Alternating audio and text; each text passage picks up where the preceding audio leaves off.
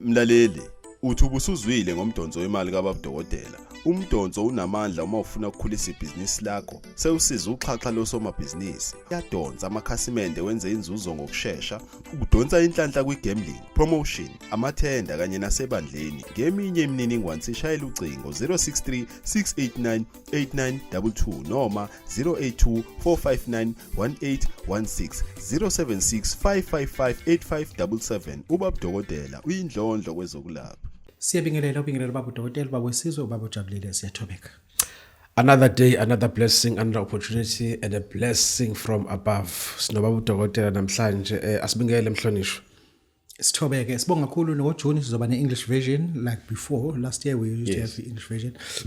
1st of June yaqala English version, siyabonga. Babu Dokotela, sizokhuluma ngomdlalo wendishi namhlanje, umdlalo weinsizwa, umdlalo wasemakhaya. Umdlalo omuhle, uqhubeke. Aqhubeka umdlalo omuhle. Kodwa ke ngifuna Dokotela ukhuluma ngendaba ye load shedding. This thing is painful and solutions ngathi akazoba khona anytime soon. Kuthini uphalwa ke load shedding Dokotela? Load shedding, there's nothing wrong about load shedding.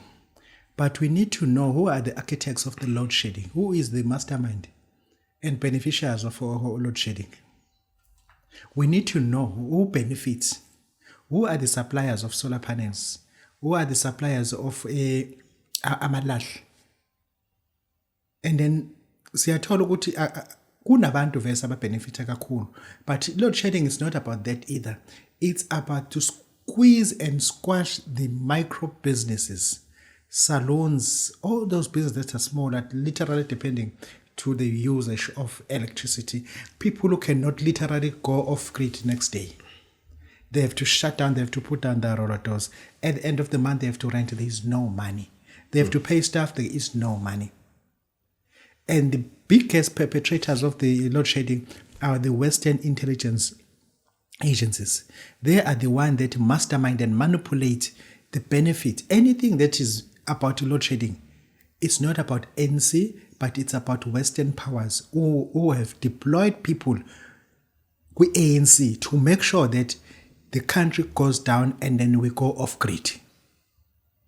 Babu Dokotela wawesizwe ujabulile. Asibonga Dokotela. Dokotela, abanye uma ukhuluma nge-load shedding baye babuka ama-solar panels as a solution. Ugesi lo welanga. Okay. Ngabe kuthini ukuphala kaBabu Dokotela ngama-solar panels? Solar panels. What is a solar panel? Lo gesi lo welanga unento le engathi imagnet enkulu. It's the biggest scam ever made by Western powers. Oh, come on, doctor. It is a scam on its own. This is it. They will come to you. Bazokufika kuwena bathi banama solar panels, bazokufaka ama solar panels and thereafter umuzi wakho njobo ngaka sizokufaka ama solar panels awu 18. Sikufaka nama battery, a certain number of batteries, bakufaka ne converter with certain kilowatts. Thereafter into ngekwazi ukuyenza ukupheka kuphela, but yonke into izo operate ngendlela ejwayelekile. What we mean by ukuthi awuzokwazi ukupheka, which means we have to convert istove sakho kube segas. Bese uthatha ulanda u4 hot plate kube negas ngaphandle, meaning that uma usupheka usupheka ngegas vese, but make ne load shedding when isak affect because unama solar panels bakutshela kanjalo. Number 1 ushintsha istove, uthenga igas, ubeka lapha iza ngepipe, seku right usebenzisa igas normal. Usulinde uzofaka ama solar panels. Me order ama solar panel iqala lana ku gadget. Abafiki nawo. Bakujengisa ephepheni. Kodwa kulona iphepha elizobeka phezulu. Akafiki nawo uwabona, akakuthatha kuse workshop yakhe. Uza ne catalog. Uza ne catalog le ngazoyifaka la phezulu. Akakuthatha kuse workshop akujengise inhlobo zama solar panels abanazo. Thereafter istructure sendlu yakhe akayifunanga iplan yaso. Ukuthi le ndlu le lamaplangwa lana how ineminyaka emingaki le ndlu. Njengendlu yami engihlala kuyona, le ndlu mhlambe lezi zindlu zaba ezo 1940, 1950. Yabo. Itheko lidala itheko nje. Imizela itheko nemidala. No Durban North imize emidala yonke lena. I-roof lamaplangwe la uneshow engakanani ukuthi lento ayibeka ngaphezulu ayizoyivodlo zindlu. Because kwenziwa i-planning yalendlu, there were no solar panels designed. Ukuthi lendlu ufuna ibe ama rafters amanye awabe insimbi. so that can able to carry a foreign structure of which siyathola ke lapha usuwa odile kama solar panels uma uzo order ama solar panels awu20 kanjalo into abazoyenza ke lena kulalela cut story short bazokutshela ukuthi ama solar panels akho awu 180,000 umsebenzi wakho wonke 180,000 special samanje kodwa but uma uzothatha next month kuba le special sona sika 25 days next month kuzobe seku 250 ubambekile kule nyanga uthi lo 180 abawushoyo ucash but uma ukhokha ke uhalf usho uzobe usukhokha ke u250 then into yenzayo uthi hayi angibanike uhalf ubanike u125 sekusele u125 omunye ubanike u125 once ya appearish imali kubona but they will deliver solar panels within 7 days of which they will do bazokufonela usemsebenzini but hi daddy it's me John for solar panels. Is anyone at home? My driver is leaving the workshop now to deliver your solar panels. Uthi yeah, somebody will be at home. Musu phone calls, hey, labantu baphanisa basheshe sebeya deliver. Into enzekayo manje ithi ke. Ngempela uthe i-truck kuza even ucode 10. Unkosikazi ulindele i-truck mase kufika i-van code 10. Usayibuza ukuthi kodwa kusami i-truck ayizubulala yini ngile ibize ethi nani?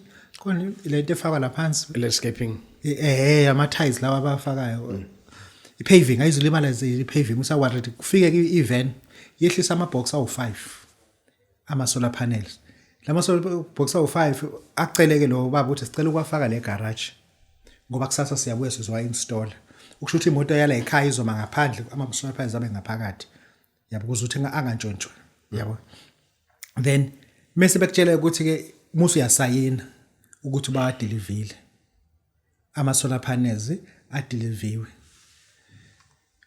uma esayina la ama solar panels odelwana awu18 angithi sure lawa u8 ubhalele nje 8 and then you sign here why is 10 awu8 manje la ama user nakusasa then uyasayina la wena mhlawumbe order 15 ukuza u5 usayine le duzo ko5 usayina at ma'am you see we brought 5 okay I want you to sign underneath and your name and then your initials and your signature again uyasayina musu usuhamba ina add 1111 esu15 ususayinela ukuthi ushiya u15 uma usuhamba mase ephuma ngale komgodi ashiya invoice ayiphonse khona i-copy la ngaphansi ena 15 shuthe nje grossly negligence unganaki ukuthi uthi awulona usangaze bengazayiphonsela ngaphela benginaye kanti ubhale ukuthi awu15 uthi uyamfonela at because we are bringing the balance tomorrow that is why we just signed to 15 but when we are not intended for that into siyenza ngakusasa sebefika ke sebezosebenza manje useyakufonela ke Jerome CM I'm sending my driver now we are coming to install batteries converter and your panels is anyone at home uthi na yes is it possible that you can clear the balance le balance ke bayifunile ke eka 125 umusu usuyayiclearisha once wayiclearisha le balance le vese sebekhona legcekeni bayawaqaqa manje ama-box balinde ukuthi phela ibalance iclearisheka bakwazi ukwaqala abasebenzi bayaqaqa ke manje la maboxini baqaqa amaboxini ibox neboxini ine panel eyodwa yaqaqa bathatha amabox lawa babuza mama singakwazi ukuthi sisodampa lamabox manje ayijungle makhulu ama panels musu uthi ayikulungile hamba nayo ikindani ungalahla kodwa sebathatha bafaka evenini sebeyahamba uvalidate ngeremote imali esiclearishile ngithi bazothatha lo doti bakho bokushela ama panels empty naked engasekho emaboxini bahambe usale nalama box nalama panel ongawadingi sekuphelileke usuthwala izandla ekhanda ke manje nake usuyabafonela bakushaya ngethembisa bakutshela lokhu ba uzulanda enye i-installer ekutshela these panels for this house the roof cannot carry this is too big for this roof which means try to sell these because I don't use these or I can find someone who can buy this for you 250,000 gone batteries converter phelile website wabona kuyona ayisekho scam sama solar panels you people got to be careful siyabonga Yeah, the world we live in. Dokotela asikhulume no TG. Somthola ke sponsor Sizothi somthola. uqwabe uphethe indaba zini. Mesingamtholi futhi uzoba right.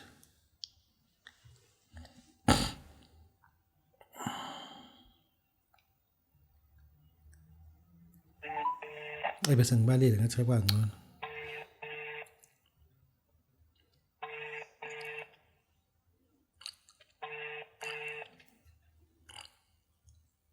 Hello. Baba, yeah. Ngicela ukukhulumisa nobaba uMede. Yena khuluma Dokotela siyabonga kakhulu yena khuluma. Singolesine sithi June 1. June 1 uyakuphelile. Uthwenze. Hayi umuzi uthwenzana, hayi uthwenzela umuzi uthwenzana. Yakhulu uthwenzana ngoba kuphinde ungenzeka. Kusengenzeka okuningi. Yeah, uthini baba namhlanje khehle? Dokotela bokwesizwe siyathokoza kakhulu ukuthi ukuthinte namhlanje. Sinento encane ke Dokotela sicela ukuchazela yona kafishane ukuthi isebenza kanjani. Kukhanye Dokotela ukuthi iningi lethu liyakuthanda ukuphila impilo right, iningi lethu liyakuthanda futhi ukuba right, iningi lethu liyakuthanda ukuyibona simama empilweni. But-ke umuntu lokhona ukuthi for umuntu owakujoin or be a member ye-secret society Dokotela, mhlawumbe ikhona lento ye-age restrictions ukuthi hayi umuntu of-this age akangeni, umuntu of-this age uyangena. Kuphinde kanjalo ukuthi ngabe lento ye-secret society ikhetha imbala yini noma nje yonke into iyawasha noma first come first served Dokotela kulento ye-secret society for umuntu ofuna ukuba i-member or ofuna ukujoyina i-secret society i-age Dokotela ithini Dokotela. Kubakhulu Dokotela, kubakhulu ngilongisa sawusiphetha lapho Dokotela. That's okay. Sibonga kakhulu ubonga baba uDokotela baba Sizo baba ujabulile. Ake sikhulume le secret society. I-secret society ihlupha kakhulu ingane ezihlule isikole zithi zifuna ukungena ku-secret society. Most of the time bayibona ku social media leyanto. Whatever you see on social media just made for you to see it. Angiphinde ngikusho futhi. Whatever you saw on social media about secret society, they just wanted you to see that. Into ye-secret society igama concept to a secret, which means you cannot see it because it is secret. Leyo ibona social media but i-secret society is not what you are aware of. Njengasema-social meku-retweet ama-social njengasema-social amile ku-attention afake uniform aphethe ibhamu kanjena kuthiwa your country needs you. Ucabanga na ukuthi yoma kanje ufake uniform ubuhlaza uzuphalaze laphana bakugxobe ngebhuzu ucishe ufe. We were not told that. You were not told that. Engisho ukuthi ku-secret society we do that, but that is secret. Abantu they might just learn that is secret, but we don't allow children. Njenganami njengane ezingaphansi ko-25 I came to a conclusion no ke ngikwazi ukujoin this because le nto ingane azikwazi uyenza. It is secret indeed. You pay 50,000 rand ufuna ungena, but children cannot tolerate it because they are not disciplined enough ukwenza into efana ngoba mesikwakhela kahle secret society enye into kunendlu ufuna ihlezi ivaliwe. Lewe nongenayo uhlala kini. Lewe nongenayo manje bese kufaka ku-secret society kufaka emkhakheni ukuthi yiba nendawo ezohleze ivaliwe. Uma ngena ufuna ngene wena kuphela. That is secret society. Kune prayer okufuna uyenza kaJabira Jagoraja. Ufuna sikufundise. Jabira Jagoraja ufuna sikufundise. Lo prayer leyo ine temple yakhona ufuna sikufundise futhi ngayo. Hambe uthenga ingubo legqoka amaSulumane. Ufungene ke kwi-secret society. Okuye nokunye ukubona ngendlela. Babu Dokotela baba Sizo ujabulile umfana omhleshe ekhehla lomloko siyabonga. Asibonga Dokotela. Ngifuna Dokotela sikhulume nge-judgment. Not i-judgment day. I-judgment nje kaNkulunkulu. Baze bathi abanye uNkulunkulu meqeda ukwahlula ngisho wathi uyakulahla kodwa yobe ahlulele kahle. Now I want us to compare i-judgment yabantu abazinyanga vis-a-vis abantu abasebenzisa ama-condoms nenye iminye imithi yokupreventa. How will God judgment be like? I-judgment beyinyanga ithi into uzikhuphulile waba uNkulunkulu emhlabeni wasusa abantu ebusweni bami wabeka ebusweni bakho ngalondlela I judge you. uyinyanga. How will you defend yourself? And then wena kade usebenzisa ama-plastic for ukwenza ucansi, uthi uNkulunkulu unciphise ukwanda kwabantu, ubulala imiphefumulo uyoklinga ngerabha kuba lento kubopha ingane ngethubu leyanto.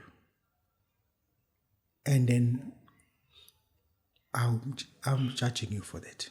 Kunemphefumulo eminingi ekhala kuma-condoms ngenxa yakho. Ulale with more than one woman, ube ushadile, kodwa uthi uyacondomise, awubuyi nezifuku zekhaya. God will judge you for that. God will judge you for that. Uzothi omunye, I did use a condom to my wife because we were HIV positive. You will not be judged for that. God is not stupid. He doesn't think. He's not stupid. He doesn't think whether this is right or not. He knows what is right. That is why he's judging you, because he has made the final decision with the cardinal angels. You are not being judged for ukusebenzisa icondom kumkakho. You're being judged for uhamba ubulala imiphefumulo, ulala nabantu ongabazi, uzale ingane lapho uyiklinye ngecondom, uyiphonsa emgqomeni kadoti. You'll be judged. uNkulunkulu uyokujajela ukubulala imiphefumulo ngemjovo kade uyenza, uhamba ulala namadoda emhlabeni ngenhloso ukuthi ufuna ukuthi ungakhulelwa ngoba usaqhubeka nemfundo. uNkulunkulu akashongo ukuthi ungacontracept emkhweleni wakho. For the fact ukuthi you have a medical condition that can cause you to die if you fall pregnant, abantu abaku-understand lokho. Kunomuntu nje ka-BP ongekakwazi ukuthi angakhulelwa because ingane engafuze ikhishwe yokhulela ethubhini. Kunomuntu o-disabled otherwise ongekakwazi ukuthi ngathiwa angakhulelwa, but ukuthi ushadile, into eright ukuthi ba-prevent ukuthi angakhulelwa. But kunomuntu osebenzisa ama-contraceptive to commit sins and commit fornication, ahambe lala nabo bonke abantu, and then ingane ezihlalayo ziyayibulala. Lo mphefumulo, God will judge you for that. God will judge you for that. And each judgment kaNkulunkulu, it is fair. It is 180 degrees straight. You cannot compromise because you know that you have done it. Babu Dokotela bawethu sibojabula umfana muhle ongathi khehlela umlungu, siyabonga. Asibonga kakhulu Dokotela.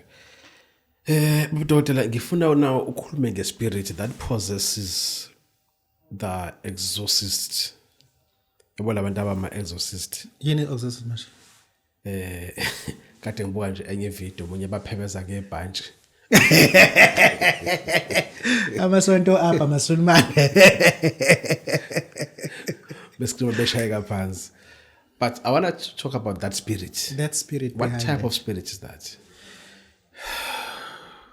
Number one, those practitioners, those people who are conducting that, umuntu opheka kuthiwa yinto chef. Chef, yeah. Umuntu olethela abantu ukudla etafuleni kuthiwa waiter. Umuntu oshumayelayo kuthiwa i-reverend. Umuntu oshumayelayo bewisa abantu futhi akasayina reverend is an exorcist. Exorcist. I-exorcist iqhamuka from exorcism. Leyanto iyalandwa. Iya-acquire leyanto. You become a reverend. You become evangelist. Umuntu usuyiyona evangelist. Umuntu uthi uqala ube uweda. Umuntu uthi hayi nami sengifuna ukufundela ukupheka manje. Ngathi ngilonge ekitchen ngiphume ngekitchen sengifuna ukuhlala ekitchen. Kunomuntu ofika nikezwe ukufundisa abantu ngezwi nokulanda imphefumulo for umbuso kaNkulunkulu. Mase usekhathele ukuyilanda, usefuna ukwenza izinto. Hayi ukuthi ungabe uNkulunkulu wenza izinto, usefuna ukwenza izinto. Those people are called exorcists.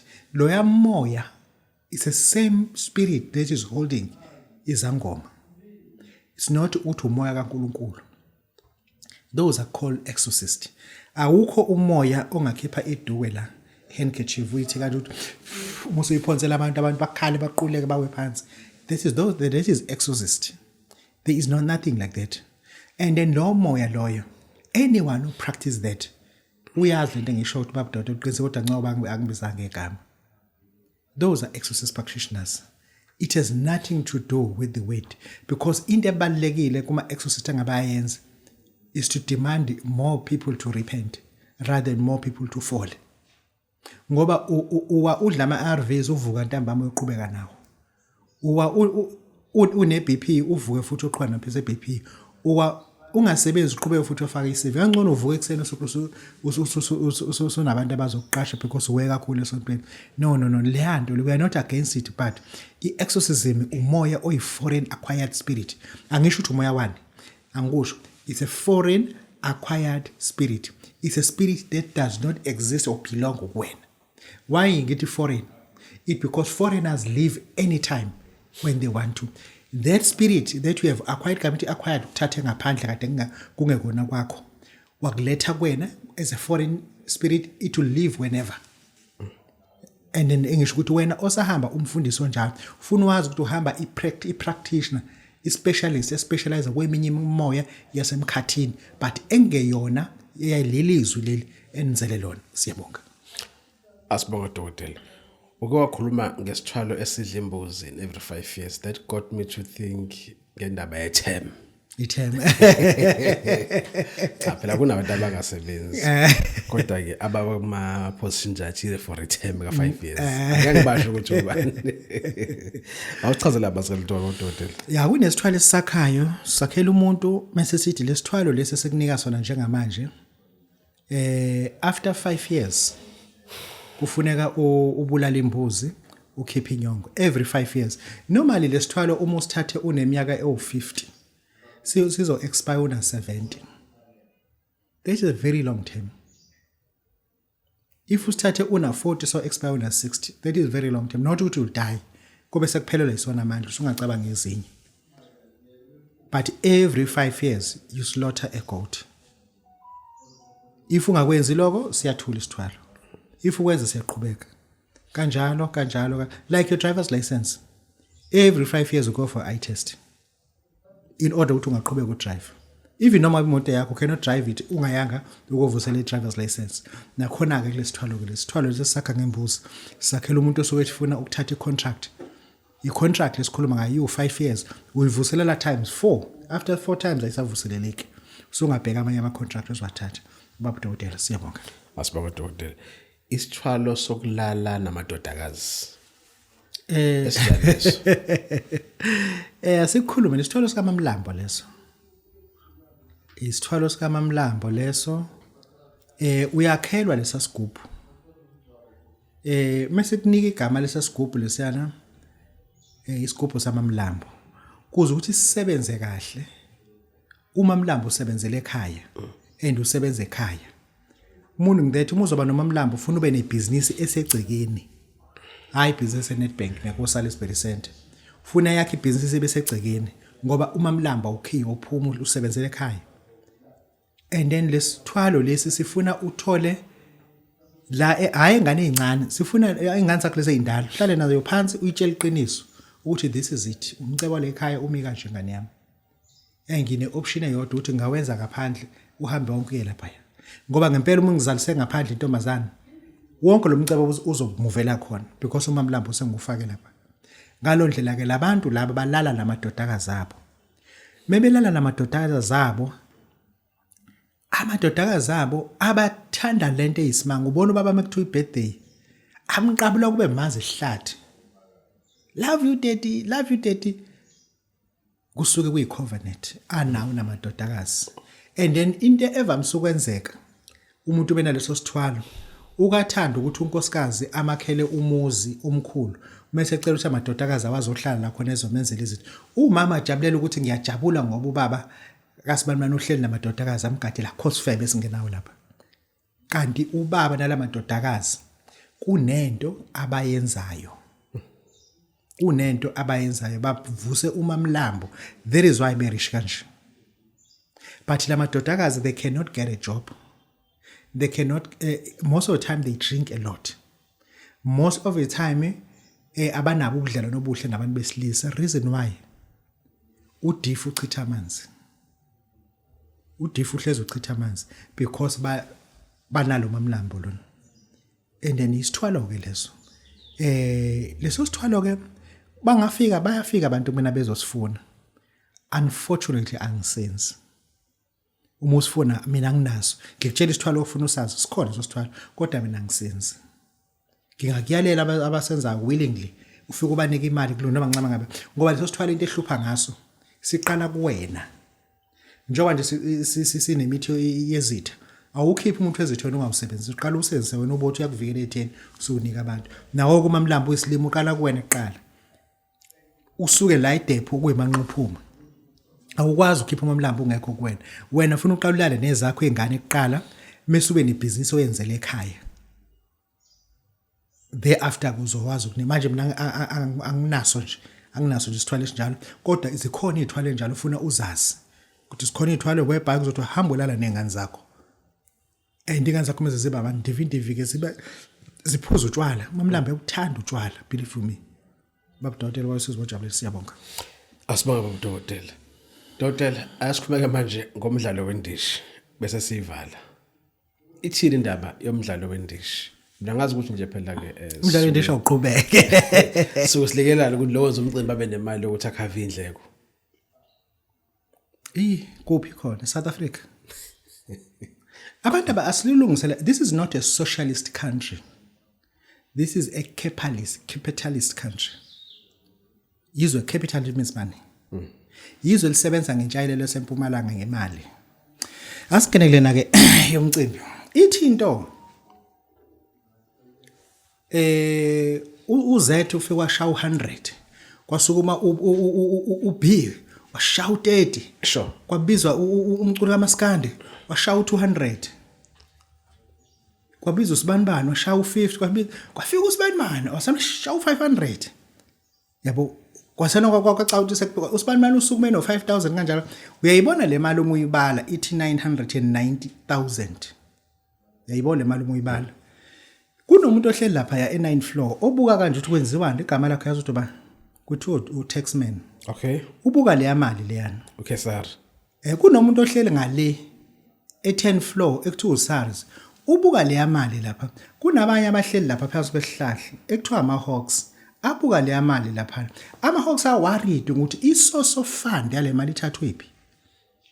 Lo khiphe 200,000 uyazibuza usazi ukuthi lo muntu kumina udeclare ama returns ukuthi akenza imali.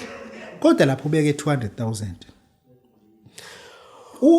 uSARS ngapha ulindele ukuthi khona ibank elizo report ukuthi kunemali engenayo u900,000 ayikho le mali ingene ebank ishone ephi le mali ngoba le mali sinesho ukuthi letho kulomuntu uyishone sephi ngoba le mali ufuna phela isuswe ufidelity i-escort le mali close to 1 million or more than 1 million ishone ephi le mali ingene kulephi ibank lento ngiyayibuka ukuthi uSARS uyayibuka ama-Hawks ayibuka utaxman uyayibuka le nto ukuthi labantu abanikela maybe ba profile bonke kuma returns zabo balethanga imali ba declare 00 abayikhokhi iVAT laba bantu kwenzeke njani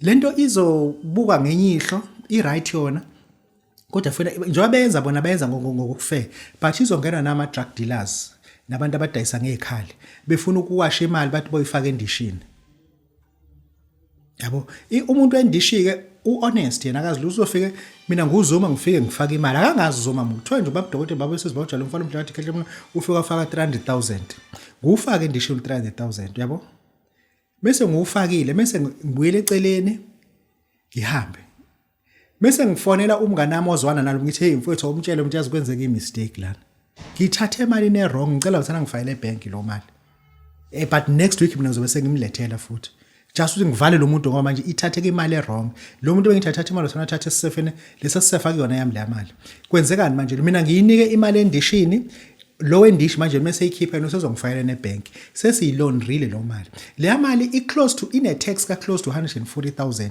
ayitaxwanga le mali and then funa siyibheke le nto ukuthi into ethina sibantu abanyama singenza ngokudlala but uSARS akadlala uconscious as if it's yesterday ama-Hawks awadlala and lapha abantu ababeka le mali they start to be followed sebeyaqala balandela i-lifestyle audit yabo manje njengoba ekhipha 200,000 kwasazumi kanjani eliphi ibhenki alisebenzisile ebhenki unamalini ebhenki lo muntu ukhiphe 200,000 ebhenki uno 90,000 uyithathe kanti le mali imali angayideclareanga ngisho ukuthi ake siyibhekeni asiyibhekeni njengabantu abadala bebengayiboni kanjalo kodwa ngicabanga manje bazoqala bayibona once wafaka imali engakaya there is no way ukuthi ama-Hawks angakulandeli there is no way kodwa 1 million ubuliphethe ngani uzolandeleka ubuliphethe ngani ubulikhiphe kuyiphi account ngoba yiki akuma account yakho aliphumanga le mali ayiphumanga le mali le wenza hlobo lebhizinisi elideclare 250,000 kungabi khona receipt no lento ufuna abantu bayibheke because singabantu abamnyama we are making mistakes but